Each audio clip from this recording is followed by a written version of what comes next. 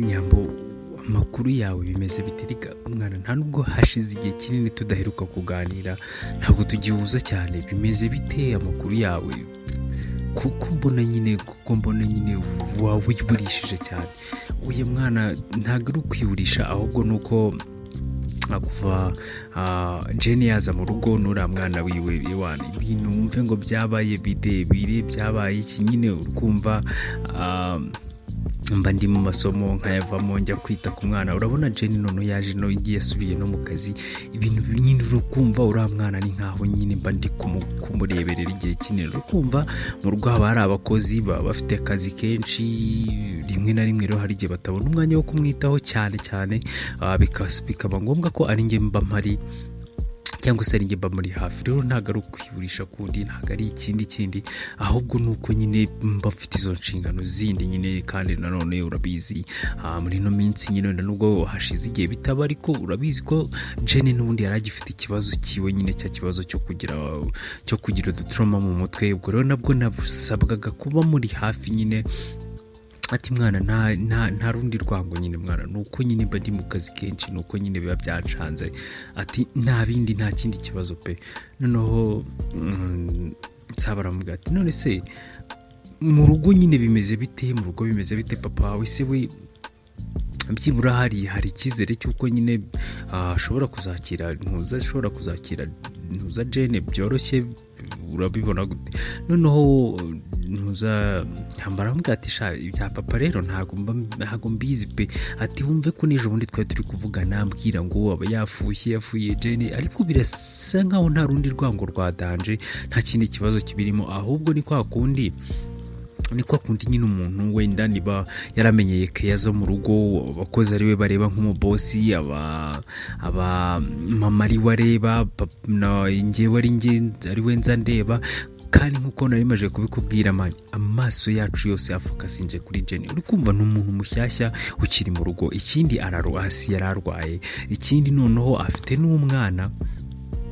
Ubwo uri kumva rero amaso ava kuri Jenny ahita ajya ku mwana wiwe. Ubwo rero papa bisa naho nyine nta muntu ukimufitiye umwanya cyane nyine, wenda kuri kumva niwe muntu wazaga ibiki ugasanga buri byose niwe biri guhengamiraho, ariko aka kanya ibidahengamiye kuri Jenny bihengamira ku mwana wiwe. Ati ubwo rero bituma papa nyine agenda abamo jealous kuntu nyine yumva ko tutakimwitayeho. Kandi nyine nawe urabyumva nyine nose ko nyine ari we muntu mushyashya uhari. Kandi noneho ikindi urabizi ko mama afite ukuntu nyine yahise yumvamo Jenny ku rwego rwo hejuru, avuga ko amwibutsa umwana wiwe. Ubwo rero kugira ngo noneho mama uzapfe kumufatisha atari kumwe na Jenny cyangwa se atari kumwe n'uriya mwana we, biragoye. Ubwo rero ibyo byose nibyo bigenda byafekta papa, ariko banze nyine nta rundi rwango rundi rukaze rurimo nyine, ibintu ni amahoro. Nsabaramubwira ati shake ukora ndabyumva byo nyine kugira ngo ube warabumenyeye kuba nyine ari wowe bosi, ari wowe ibintu byose biza bireba, ubuza amazi ari muri dushe ibiki byose, noneho uboneke yazawe ziri guhabwa undi muntu. Nabyo biranagoye pe cyane. Noneho hari n'umuntu byibura wenda umutana afite n'icyo mupfana utazi wenda ngo bimeze bite, wenda urabona ko no kugira ngo aze mu rugo iwanyu, navuga ko ari mama wawe wabigizemo uruhare cyane ko papa wawe nyine we ntabwo nyine yari abirimo cyane. Ati ubwo rero ukumva byanga binoga bigomba kumutonda, bigomba kumukomerera, ariko nyine nawe agomba kwiyadapta nk'umuntu w'umugabo, akumva ko nyine keya n'iz'abana uzi umuntu w'umugabo uhora ashaka keya, ubwo ibyo ntabwo byavamo. Noneho nyambaye tamubwira ati abagabo bose se ko mbona ari bamwe abagabo. Noneho nsabe tamubwira ati wapi, abagabo bose ntago ari baso mwana, none se ngiye ubu ngubu bitwaye iki? Noneho ntuza ramubwira ati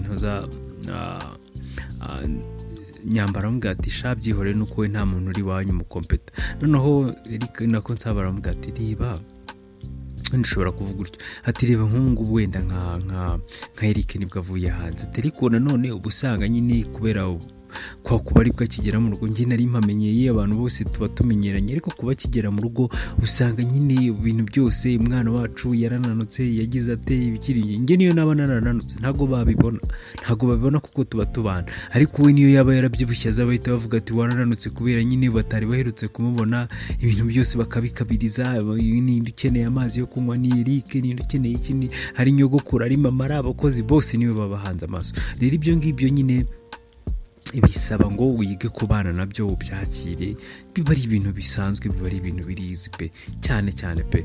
ubwo rero Nyambara aramubwira ati sha cyakora ni nabyo pe, ni nabyo byanga binoga, buri mpinduka zose uko zije zigira n'ibintu bizizana tu. hata ahubwo se ikintu numvishe ngo Eric ngashobora kuba akunda Jenny, ibyo bintu nibyo.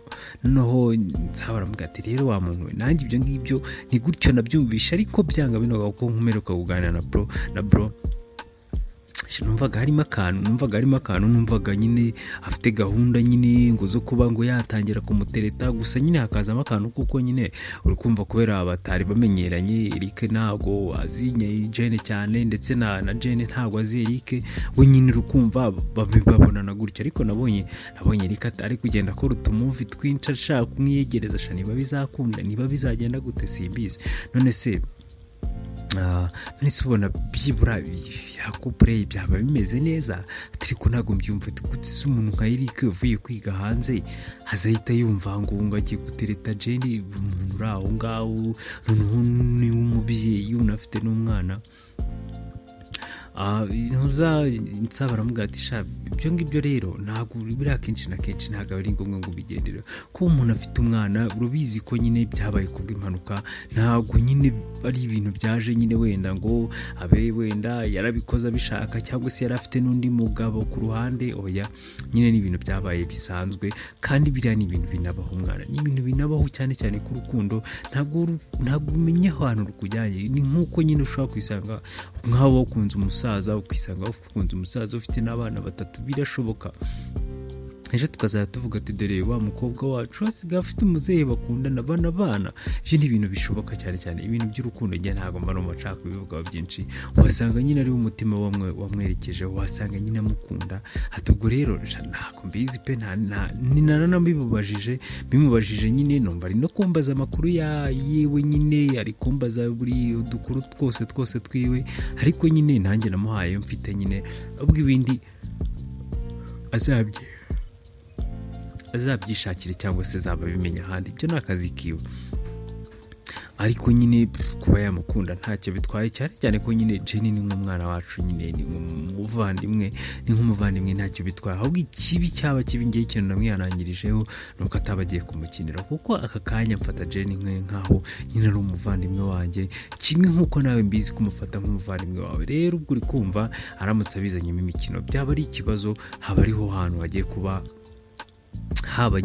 haba kutumvikana neza, cyangwa se gushwana hagati yacu namwe. ubwo rero ibyo ngibyo ntabwo byazaza kuba ari byiza. nyine twagarutse ku rundi ruhande kwa papa wa Nyambo, ari kumwe n'abandi basore, ari kuvuga ati uriya mukobwa ndashaka muncungire buri ntambwe yose, ndashaka mumenyera amakuru ye yose, kuri uriya mukobwa ntabwo mbabyumva, ntabwo nabyumva. umukobwa usa kuriya ngo ibiki n'ibiki, wagerageje kubaka ibintu akaba ageze kuriya, byanga binoga hashobora kuba harimo akandi kaboko, hashobora kuba hari ibindi bintu wenda yaje kuneka tukaba tutabizi, ahubwo wenda kuko umugore wanjye ari umunyantege nkeya na emosiyo ziwe bagahita bamufatirana. ati rero ndashaka mumbabarire muncungire uriya mukobwa, buri kintu cyose akora, buri hantu hose ajya, buri kantu kose mubincungire, noneho muncungire n'uriya mugabo bafatanyije akabari, nabo mumucunge pe, bishoboka. amafaranga ndayabaha, nta kibazo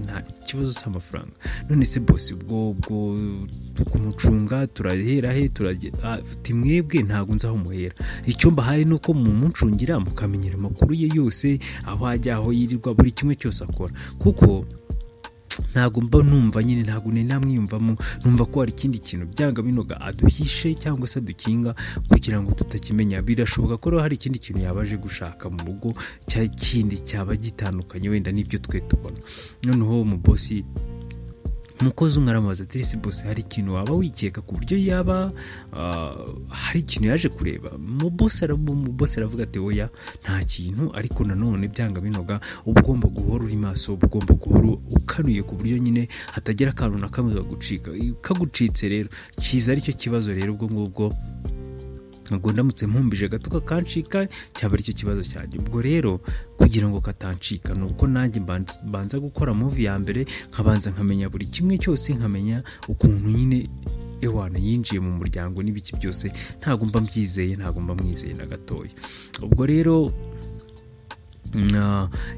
twagarutse kuri uri ruhande. Mama Nyambo we hari aho ngaho aratuje ari kumwe na Jane bari kuganira, noneho ntuza Mama Nyambo aramuga ati ariko se ndashaka kukubaza ariko nyine niba wumva utari muri mudu ntunsubize ubyihorere nta kibazo, nyine uko nshaka kutwiganirira.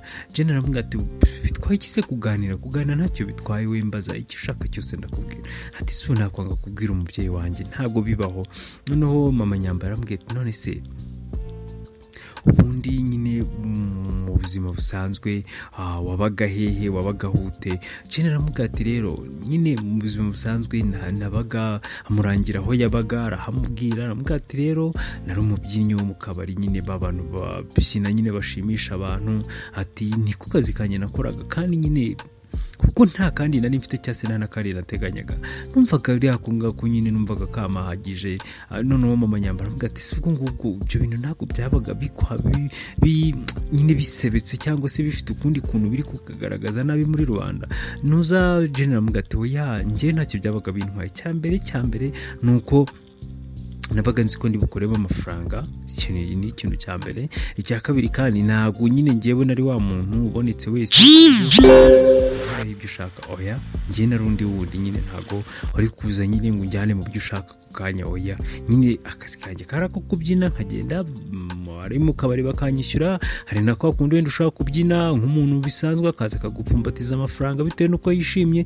Byari ibyo kuko ngiye numvaga hari iyindi mipango mfite. Yiga umwana nakuze ndi umuntu nakuze ndi imfubyi, nakuze nyine nta muntu mfite iruhande ntaki, ariko nari umuntu ufite intego, nari umuntu uvuga ngo ngomba kuzagera kuri iki n'iki, cyane ko noneho nta muntu n'umwe nabonaga uzagira icyuma wenda uzagira icyo ngabira. Reka hano narashobora kwigira nabi kuko nabona wenda nari kuvuga ngo mfite mama mfite papa bari kuzangira ibiki, bari kuzampa ibi n'ibi, ariko narebaga nkisanga ndi umwe, nkisanga ngomba gukora buri kimwe cyose kugira ngo ngere ku cyo nshaka.